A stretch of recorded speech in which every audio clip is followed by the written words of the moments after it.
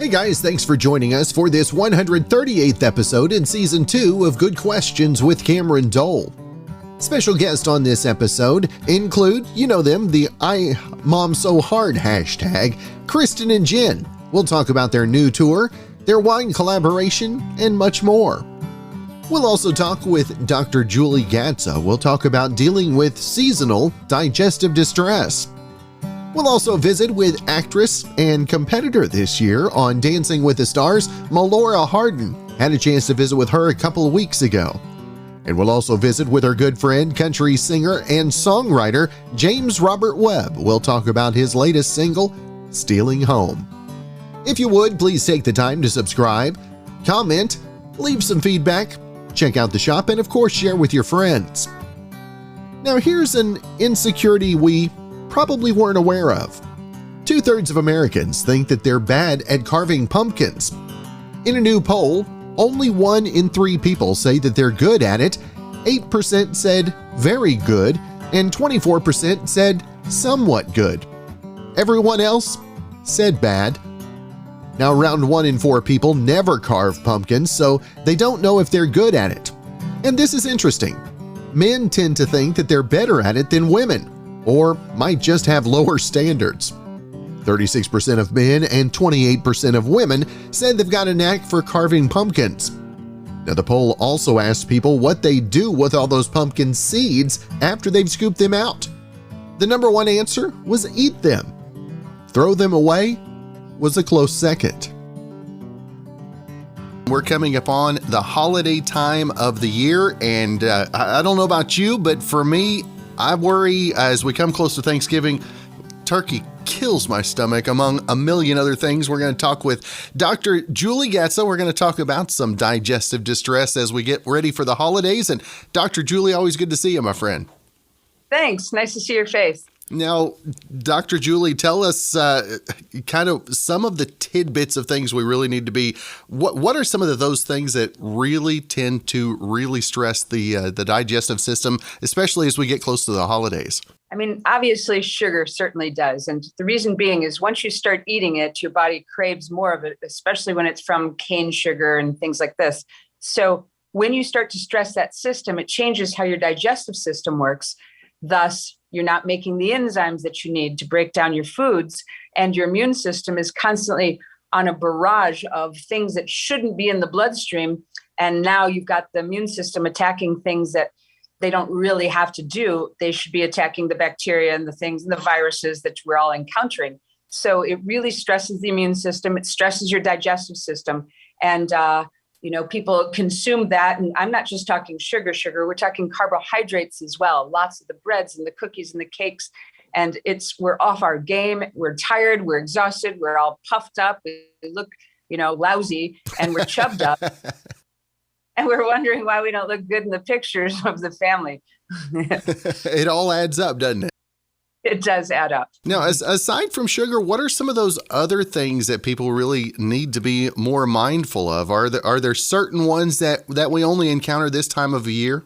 I mean, for certain, all the different sweets, you've got all the high fat foods that people don't generally consume. They're eating a lot of different things that they shouldn't be eating. They're lacking on the protein that they should be consuming. The vegetables are not necessarily being eaten all the time. And so we start to run ourselves into a different type of metabolism, which is a sugar-driven carbohydrate metabolism. And with that, the body's just completely overwhelmed, and we're not making enough digestive enzymes to break down our foods. So now we have unbroken down food fermenting in the gut. And this is where we get gas and bloating and indigestion and heartburn. We can't sleep, and, we're too fat feeling. And it's simply because of all this, crappy food that we're eating. And Dr. Julie, how hard is it to get away from those sugars and things? Because we all know that they make you feel good for a little bit. Look around. Who's thin and fit and eating well? Those of those people who are doing that, they're quite disciplined. They're putting in the very good rules, which is eating lots of protein, eating the protein first in a meal, eating vegetables. A lot of those people are taking high quality digestive enzymes, because if you take high quality digestive enzymes, it will help to break down everything you are eating. So if you're eating good food like the slim, healthy looking people, great, you're breaking down that food.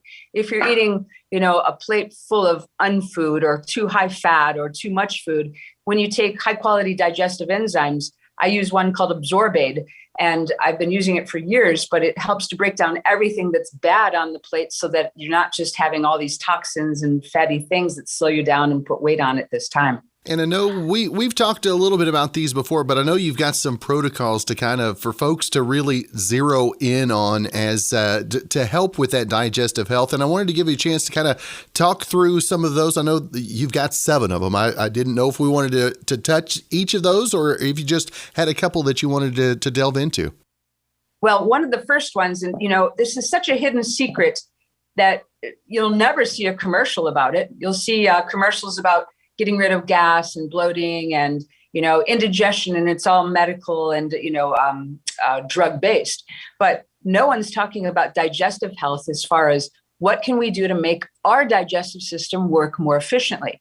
So, how many people say, oh, I'm just gassy, or boy, I'm so full after this eating, or, I have indigestion at night and I'm constipated. I hear that so often and no one, even wants to admit it. But the fact is they're not breaking down their food. So when they take Absorbaid with the meal, number one, it's the way to get pretty much all the nutrition that you can from every meal that you're eating. So one, take Absorbaid. You can take it as a child, an adult, as an elderly. You can give it to your dog. And when you take this, it will help you get the most max from every single meal that you're eating and help to get rid of the toxins. Protein is also very much avoided. People have maybe one protein a day, or they'll, send themselves off to work with a cup of coffee and a bagel and call it, breakfast, or they'll say, oh, I'm just not a breakfast person. Well, the fact is you need to be.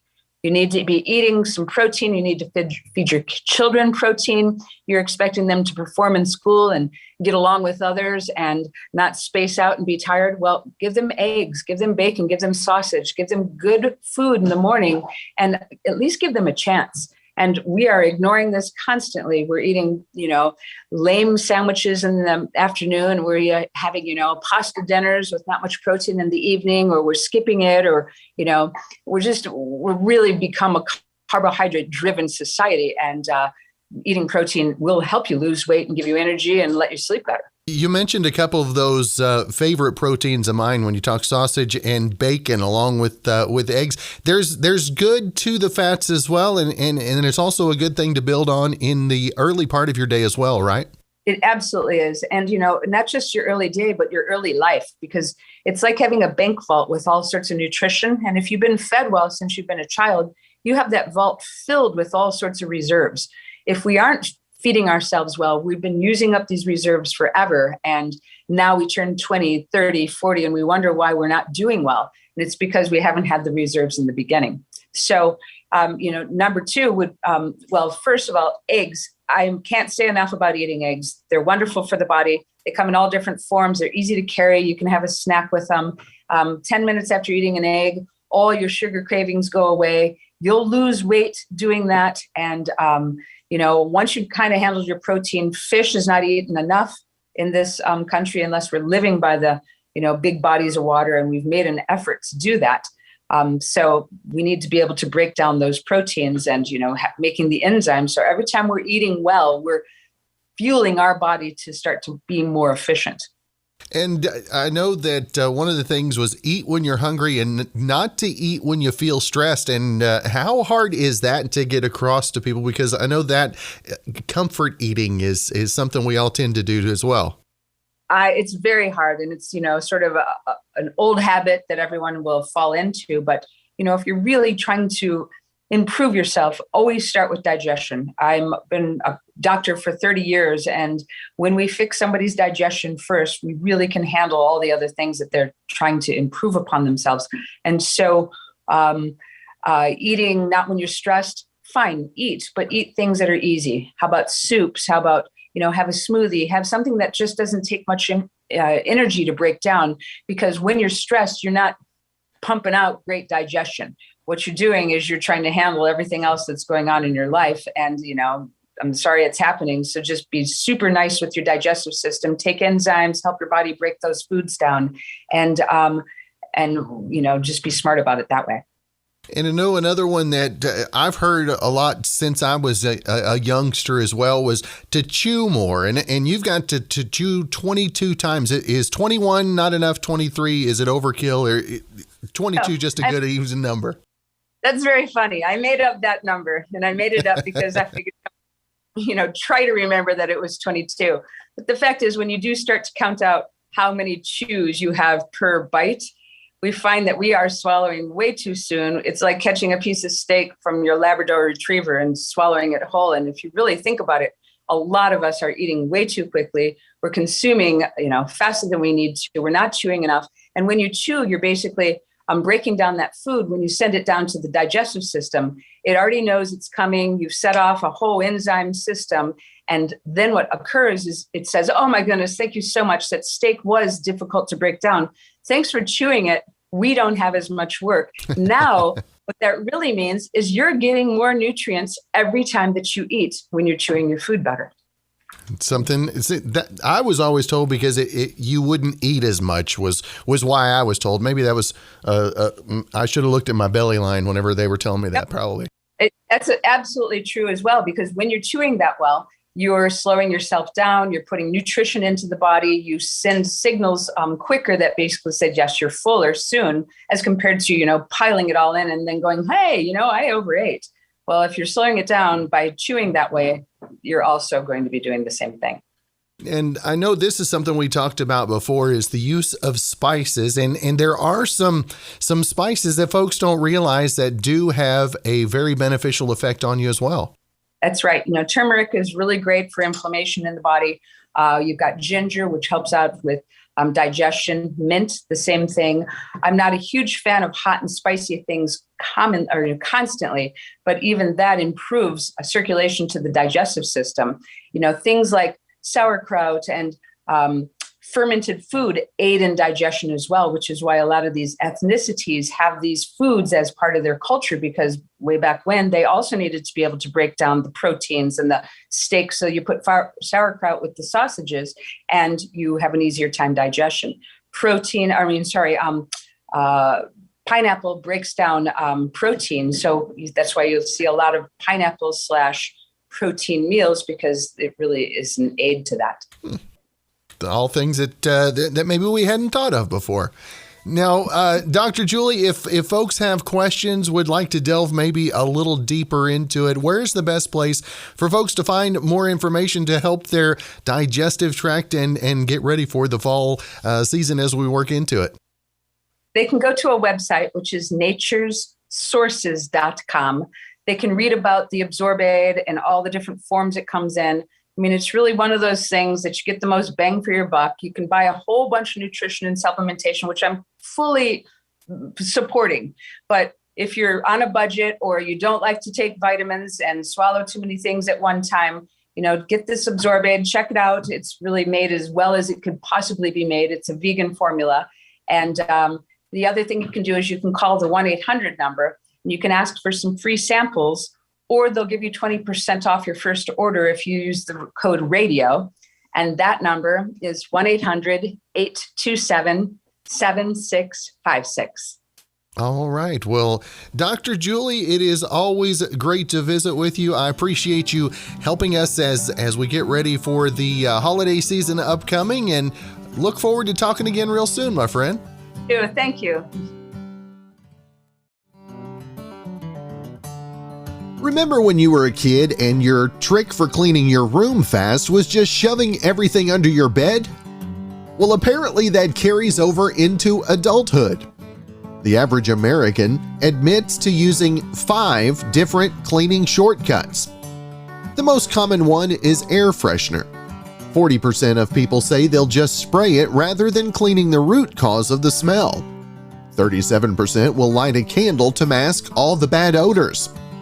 Other shortcuts include making the bed but leaving the room a mess and packing clutter into a closet or cupboard. Not surprisingly, young adults use the most shortcuts, 70% of all people said that their cleaning routine has improved as they've gotten older, and 60% have adopted new cleaning habits since the start of the pandemic. You've seen the hashtag #IMomSoHard, and all started by these two, Kristin and Jen, we've got with us this morning. And first off, Kristin and Jen, thank you guys so much for taking the time to be on the show. Thank you for having us. We're very excited to be here. Now, Kristin, tell us what is to come from the Getaway Tour, how excited you are to be back out there live in front of audiences again, and how different is the experience now than it was before? You know what? We are so excited to be back on the road. We've done a few shows now. They've all been so fun. The audiences are really rowdy. We're seeing an uptick in the number of husbands that are coming to the show, which we always love. That's always a good time. And I know things are different, and we're coming out of a rough couple of years, but everybody's just eager to laugh. So we're having a great time. And the show's called the Getaway Tour. The idea is like, hey, you need to get away from your family because distance does make the heart grow fonder, and we haven't had a lot of distance, so nobody feels very fond of me. This has been a really, really fun tour. It's an all-new show, so we had a lot to say after spending so much time together. And, that's kind of the nuts and bolts of it. And Jen, I know also excited to talk about the partnering, the collaboration with Marty Spate and Paso Robles and Accomplice. Tell our listeners about the new Accomplice you guys have along with you. Well, Kristin and I are big fans of wine. We really enjoy a nice glass of wine, and we had this opportunity to partner with O'Neill Wines, and they were like, hey, if you want to come up and sample all of our best wines and then choose which ones you would like to call yours, we would love to do that with you. And obviously, we probably too quickly, not in a cool way, said yes very quickly, because the moms, which is what we call all of our fans, have been telling us forever, you need your own wine. So we went up and we did the heavy lifting of sampling all these wines, and we found a red, a white, and a rosé, and they're delicious, and we're so excited about it. That almost sounds like a tour in itself, just the wine tasting part of that, right? Well, they asked we made it into they one. were like, you guys have been here too long. You guys have to go home. But we were like, but this is what we call heaven. So, and they were like, yeah, but 2 days max. And you guys have been here 14.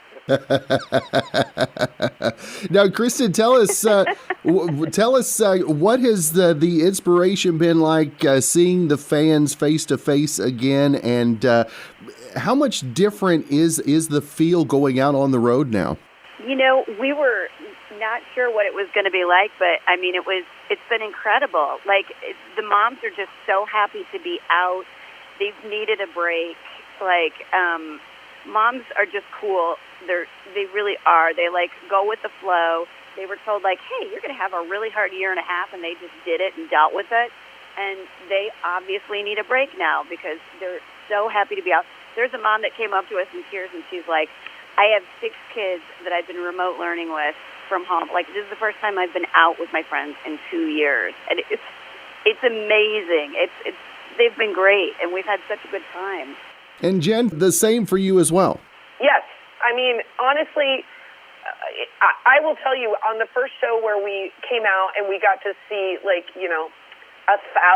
ladies and 4 dudes, I think Jen and I both felt a little emotional. We both felt okay, this means things are on the upswing. This is where we're meant to be. This is what we love doing. We love doing the live shows because we get to put faces to the names that make the comments and follow the videos, and it's really special. So I think Jen and I are incredibly grateful that this is happening, and I think we're just eating up every minute of it. It's so fun. We're having so much fun because we're so grateful. And Kristin, when you guys started out to where you are today, even in the midst of seeing a pandemic in between those times, I mean, how much different has it turned out to what your original aspirations were with the IMomSoHard, if you will? Yeah, Jen, you never take this one. Never could have imagined everything that happened. When we started doing the videos, Kristin and I were friends and new mothers, and we were like, man, there's a lot of really dark and super boring stuff out there for moms. Like, wouldn't it be great if there was something that just, like, made them laugh a little bit about how ridiculous the whole parenthood situation is? And we started doing the videos, and they just caught like wildfire. We never could have expected it. We never dreamed of it. We just thought, hey, we're going to get together and laugh a little bit and call it work. And it's just been, I mean, we've got the podcast, the books, the tour, the wine. It's just amazing. And more slashes to go after that, I'm sure, in the years to come as well. What's the next one that you want to add aside from author and all the others? At some point, I'd really love to add a T-shirt. Like, I would think, I think a simple merch line would be a good idea. I mean, the fact that we don't have it is fantastic. But yeah, I think like we want to just keep pushing in every creative direction we can. We have some fun things that are kind of cooking in TV and in film, and also I think we want to write another book, like the first book that we did, which was really, really fun and really hard, but really, really great. And so I think we'd like to do that too. I mean, who knows? Sky's the limit, I guess.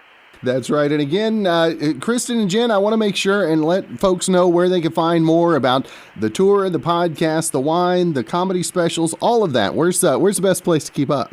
Well, you can get your tickets at imonsohard.com. That's got all of our information. But you can find us on Instagram, Facebook, TikTok, Twitter, all those places. Just iMomSoHard.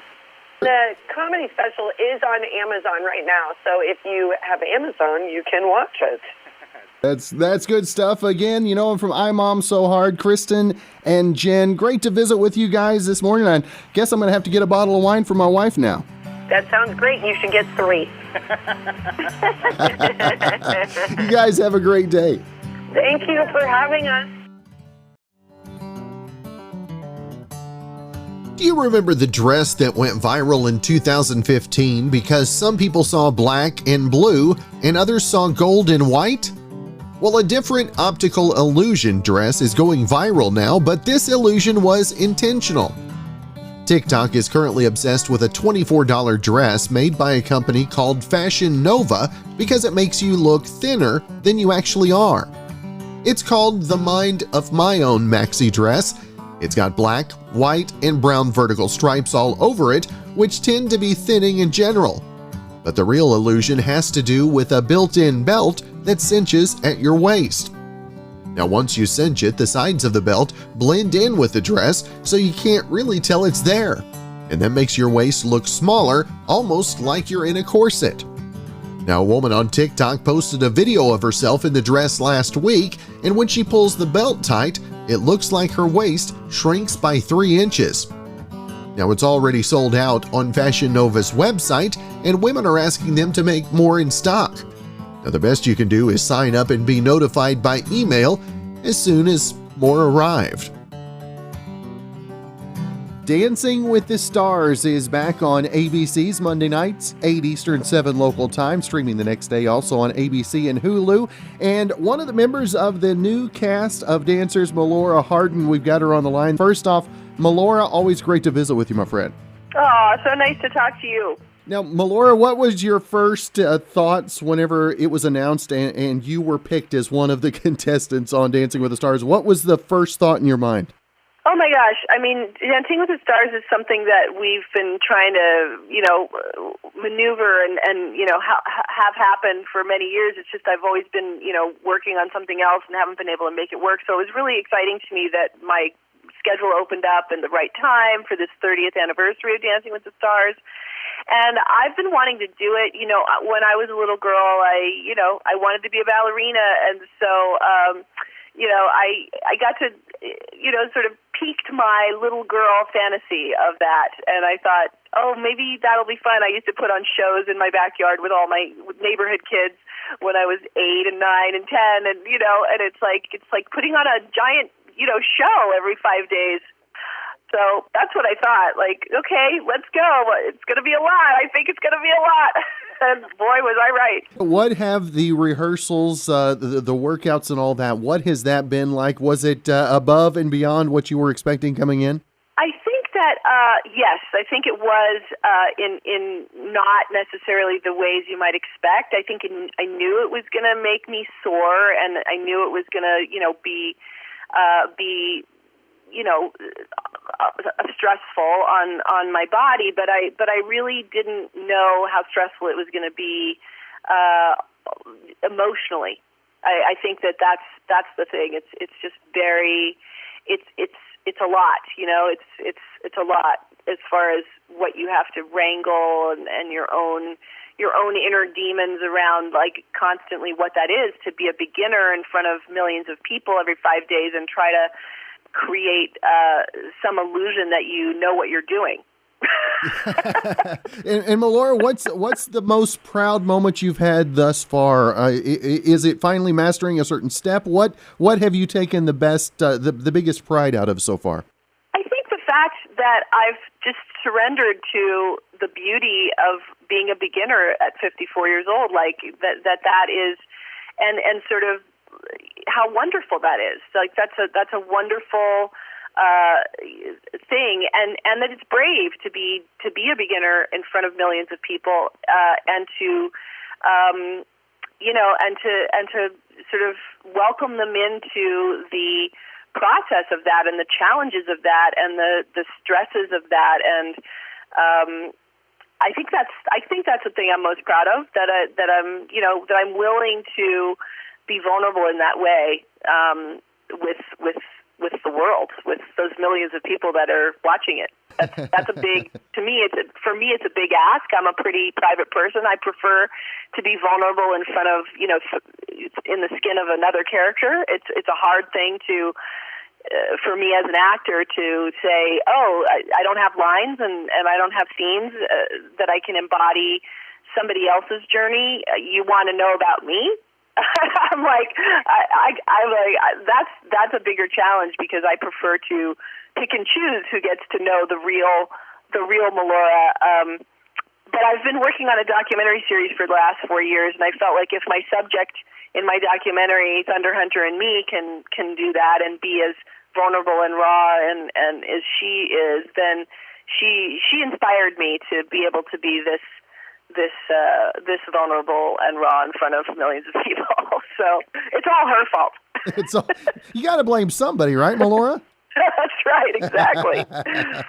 And Melora, you talked about being emotionally drained and all of that. And how much have you learned that the emotion plays into the dancing that maybe you didn't realize before? Well, I think it plays into it so much because because again, we're putting on these giant shows that are like spectacles, once a week. And I mean, every 5 days you go from 0 to 60, as hard and fast as you can. That's what she said. And then you're literally like a beginner again, and you're starting from ground zero, and you're trying to get there again. And, like when I did Chicago on Broadway, you got to have opening night, but you knew you were coming back the next day to do the same thing, and coming back the next day to do the same thing for those months that you're there to do that. And it's emotionally exhausting to like amp yourself up to do a show, a full-blown show, and then to be right at the bottom of the heap again, figuring out brand new steps from some other dance that you've never done. And what is the dance that scares you most? That I know that you're going to have to do all of them. What is the one that really has your goat? Oh gosh, to be honest, I think they're all going to be challenging, but I'm mostly curious about which one is actually maybe the most feels the most natural to me, because I haven't run into one yet. We're hoping for that for you, Melora. Thank you. Now, Melora, folks, of course, can vote for you. I want to make sure and let our listeners know where they can cast those votes Monday night all the way through Tuesday as well. Yeah, they can vote for me on the show night, on Monday night, and they can vote 10 times on each device. So that means they could do 10 votes on their cell phone and their partner's cell phone and their best friend's cell phone, and they can also do 10 times on DWTS.vote.abc.com. They can vote for me on their computer and their best friend's computer, and on and on and on. So yeah, you could get the whole neighborhood together and vote on all your devices 10 times. It's a Melora voting party. That's what we're That's right. scheduling. That's a great idea. I'm going to throw one of those when I'm not doing Dancing with the Stars. That's awesome. Well, Melora, always great to visit with you. Again, catch new episodes, Dancing with the Stars, ABC Monday night, 8 Eastern, 7 local time. Streaming the next day, ABC and Hulu. Melora, have a great weekend. Look forward to watching you Monday night. Thank you so much. Now, Halloween is less than 2 weeks out, and if you just thought, wow, I need to find a costume, you're not alone. A poll taken earlier this week of 17,000 Americans found 26% of adults plan to dress up this year, but almost half of those people still don't know what their costume will be. 58% of people who plan to dress up said they've got a specific costume in mind or already bought one. The other 42% still don't know what they're going as, but say they'll figure it out between now and October 31st. Young people were the most likely to say they don't have a costume yet. Over half of the people 18 to 25 who plan to wear one say they don't know what it is yet. Always great to have our friends back on the show, and I don't think there's any closer than James Robert Webb, and that's not just by geographically either. Another Okie with us today. And first off, James, always good to visit with you, my friend. Man, it's good to see you, Cameron. Thanks for having me on again. Now tell us, we're on the backside of 2021 and got the single "Stealing Home," and this, I tell you, James, this one is pretty timely in the story. Thanks, man. When I heard the song, I just, I wanted to record it, and I've said before, when we recorded this, it meant something different, and we recorded before the pandemic and released the album, last year. When you couldn't tour or do anything really to support it, and with losing my mom over this summer and the last year we've had, this song has definitely come to mean something even more deep to me, and I think it seems to touch a lot of listeners that way too. And James, I know this is something that we talk about just about every time we visit is the sound growing, the maturity, and also just your comfort in your own skin. It seems like it's just coming through more and more with each release as well. I'm trying to get there, man. That's the part of it is being comfortable in the voice, because I've only been singing about 8 years, really. I sang in the shower and stuff, but I didn't really have any vocal training, although I was a musician. And like you've probably heard before, I didn't really start singing until I started songwriting, and then through that process, had to find my voice there. But luckily, I worked with the people that could hear, through the imperfections and the inexperience, and a lot of people at radio have been early fans and stuck with me through the years, and so I'm including yourself. So thank you very much. So it's fun to to see that, to look back as a third person and see the growth of James Robert Webb, especially vocally. And now I'm back in studio and re-singing some of my earlier stuff, like the Christmas album, and so it's just kind of interesting to see the growth in what I can do. And I really find that live too, because like the last show that we played with in Arbuckle Mountains last weekend, just a bunch of dust and at night, and sometimes my low in the sound. Sometimes the sound isn't the best at places like outside, and you have trouble hearing yourself. And I found at different times of the day, but also across my career, some of my lower range has kind of given way to a higher range. So.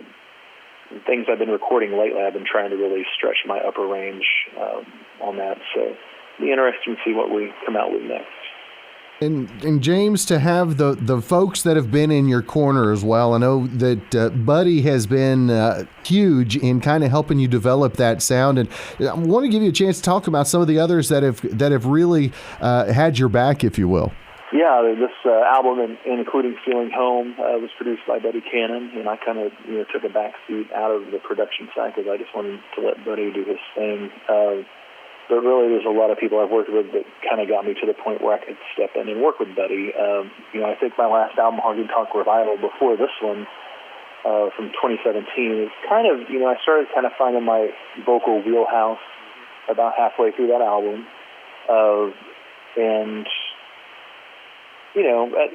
As a writer, you write songs and then, sometimes you write songs and maybe they're for other people and you try to sing them, maybe they're not right in your tessitura or whatever you want to say. But, I've seen my range kind of expand since that album. But really my producer, me and that album I produced with my friend Daniel Kleindentz, who is at Banner Music. And he's really kind of, on the recording, that's kind of who he's kind of helped me get up through the years doing those things and leveling up as a vocalist in the studio, and so that when the time came and I started working with Buddy, I was ready for that. And I've had a couple other people before that even help me. There's Heath Ham, who's in Austin now, that used to be in my hometown, who helped me out quite a bit, and just all the vocal teachers and everybody else who kind of work with. It's been, it's certainly taken a village. It probably takes like a metropolitan city of people to to get me to where I am. So I'm really grateful for all of the teachers and people that have helped me along the way. And James, the pandemic, we talked about how it's affected us all in so many ways. And with you having that extra time not being on the road, what were maybe some of the things that you were delving into songwriting wise on your process? Well, we can talk lyrically and topics on one side, and on the other side, I think music, like the notes and things and styles and influences. And I love all kinds of music, and I write all kinds of music with different artists and people as a songwriter, but I really tried to focus on bringing those influences and different things that I love into my own music as well. So, I don't know that we necessarily hear that in this song because that was, kind of before the pandemic. But, I've brought, some more pop elements, some more rock elements, some more just Americana, old country kind of elements, organic kind of sounding stuff. And writing with different people helps. And then I think at some point as an artist and a songwriter, you have to become more comfortable in doing the weird stuff, stuff that nobody else would do. Everybody else in the room is like, that's interesting, or and usually you think, well, that's it's too far out of left field, and you're, once you throw it out there, then everybody's like, whoa, I would never thought to do that. And so that's like, a lot of artists will, if they keep working at it, that songwriting will learn to embrace the ideas that are unusual, because that's what makes you sound unique. The single "Stealing Home," what's it like to get the feedback from the listeners? I mean, I know that you hear from the radio station guys how much we like it, where the spins are going, and all that. But to get the honest feedback from the listeners, what's been the best that you've had so far? There's been a lot. It's just been really kind of cool to, the messages we get on socials and how people talk about it at shows. I think one that really stuck in my head was, I love that line, in there, because I've heard 1,000 people say it, but I never heard it in the song. Like, your dad said the folks who bought it sure do seem to love the place. That's something people always say to ease the grief of losing, the house or something that they're selling. They know it's in good hands, is what is the emotion behind that. And I had, someone tell me that really touched them because they had just recently they're selling their father's home, and he had to, go into assisted living. And so, the whole process of going back and, having to sell at home themselves and make those arrangements just kind of really resonated like a lightning strike with this song and them, and they were just very emotional, and I was touched just from hearing the story. So that's the kind of thing that I love, because I've had songs touch me like that, and that's the kind of music that I want to make, is music that makes people feel something. Now, we've talked about the success of your previous singles, and James, we actually talked about this before we came on the air, was the difference in the tempo, and how hard was it coming up, putting Stealing Home out when you did, just based on tempo-wise as well? I know there's a lot of thought put into that. Well, there was a lot of thought put into that, because, Nashville's a 10-year town, and if you're trying to be the best, you're spending that 10 years, if it takes you 10 years, unless you're, some lucky person that, for whatever reason, blows up on TikTok because you do some song that, is a novelty song or whatever, that's nobody's going to remember 10 years from now. If you really, are a serious artist and songwriter and try to, put in the time, you're like me, and, you're an obsessive type A personality, you're always thinking about stuff like that. And I have never put out any song that wasn't like tempo. Maybe a mid-tempo is about the closest thing, because the radio people, when I say radio people, I mean like the promoters and people from the label and everything are like, well, nobody will play an indie, And if you put out a song, it's going to take a lot longer to build at radio. But this, there's several really great songs on this album that are kind of that would work at radio, but it's just you have to think what kind of fits. And for me, when it came down to the decision, Stealing Home is just like almost every other single I've released of this album. It just means something different to people after the pandemic. After the world's kind of shut down and gone crazy, and we've lost a bunch of people, and we're all, coming out of this phase of, being afraid of what's going to happen to the world. So, which is almost like a bigger metaphor, of stealing the world, not just stealing home. So, at the end of the day, we just have to go with it, and we'll either sink or swim. But it seems to be getting a good response. It's a great song. I can say that because I didn't write it. I can talk about how I feel like if I talk about my own songs, which people tell me they love all the time, but I have trouble still. I don't like as an artist talking about how great my songs are, that I write, because I come across as not humble, I think. But Stealing Home, I can talk about that all day long because it was written by some great writers, Marla Cannon Goodman, Don Sampson, and Casey Beathard. Everybody knows those names if you're in Nashville songwriting. And it fit me. And here's the other thing. The other thing that just blows me away is I released this in May in 2020, and then last year after that, Willie Nelson technically covers me and releases this on his album Last Rose of Spring. So now the truth is, Willie and I had both heard this song, and I had ended up recording it before, and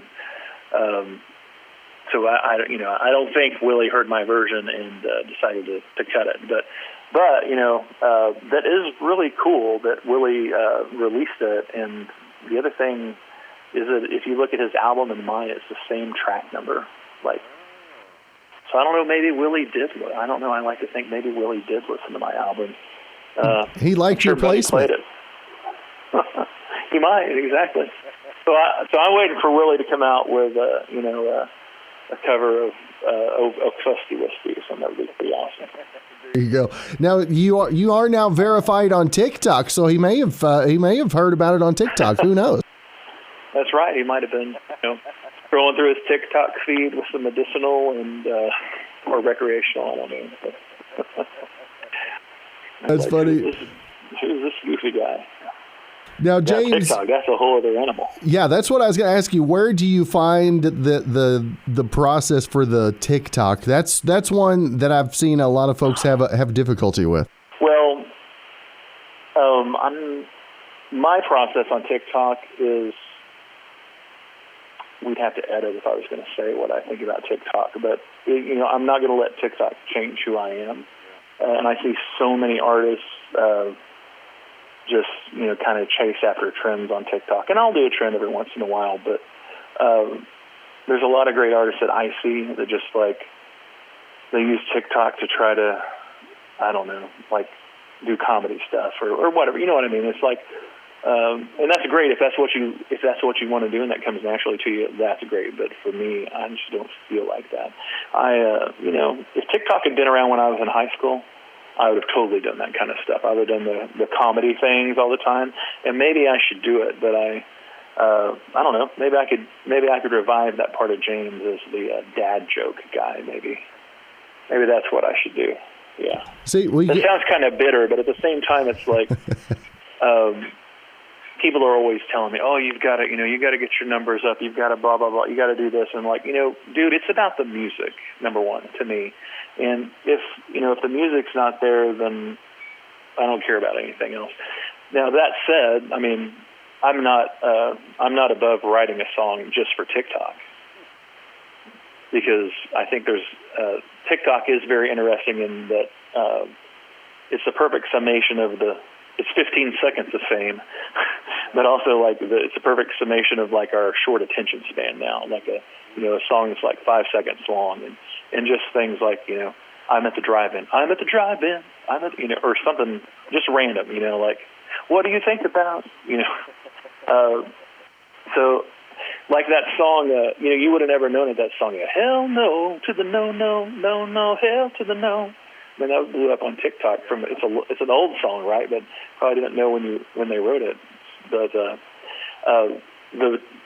song on TikTok that I've probably had the most success with on music is "Hard Working Women," because I think people are. We have a lot of ladies out there for example, Logger Chick is taking pictures, videos of her day, what she's doing. I see a lot of trucker ladies, and people ladies doing their job, different working stuff.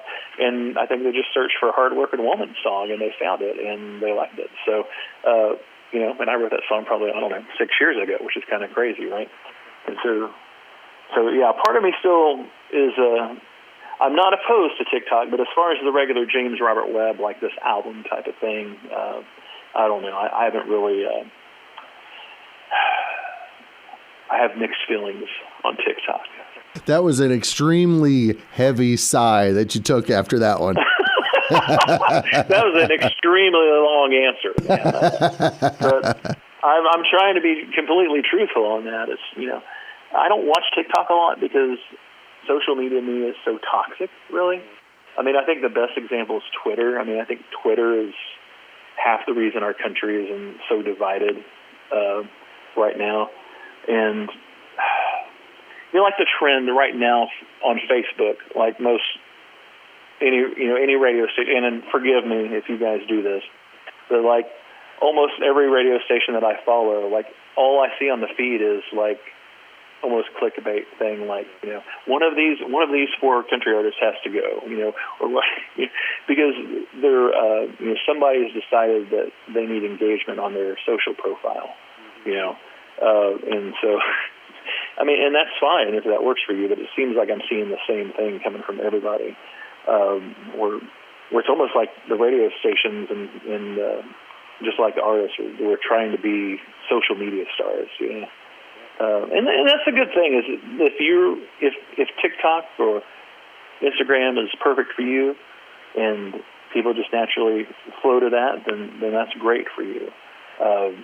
But for me, it's hard to be authentic and entertaining on a social media platform sometimes. But there's probably maybe I'll figure that out. I mean, I might figure that out tomorrow. I don't know.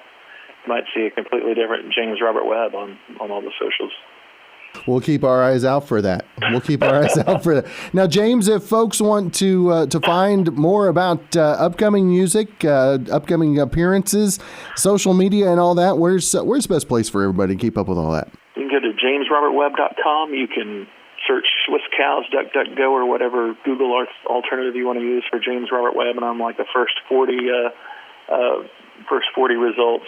And really, on socials, particularly Instagram is probably where I'm most active. And as much as I, have complained about social media here on this, if you're listening to this, message me on social media. I still, for the most part, tell me that you heard me on the station or on the podcast in your DM, and I'll definitely respond to it because I do like, despite the problems and foibles of social media, I do enjoy interacting with fans on there because that's probably the best way, especially during the pandemic. It's really been magnified as the best way to interact with real music fans.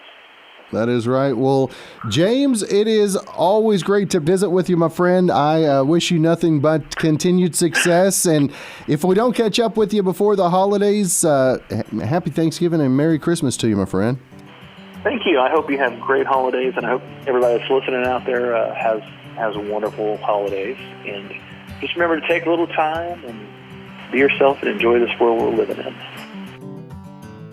Well, thanks again for joining us for this 138th episode in Season 2 of Good Questions with Cameron Dole. If you ever have a comment, question, maybe anything else you'd like to know, you can hit me up on the contact page at gqwithcam.com. You can also find me on Twitter, Instagram, TikTok, and Facebook at GQWithCam. If you'd like to help out in the funding for this podcast, you can visit our merch store where we've got hoodies, shirts, stickers, mugs, tumblers, and more. It's all at gqwithcam.com/shop. If you have a special guest idea, email me gqwithcam@gmail.com. Well, thanks again to our good friend Brandon Allen for coming up with our theme music. We're going to let him play us out and hope you guys have a great rest of your Wednesday.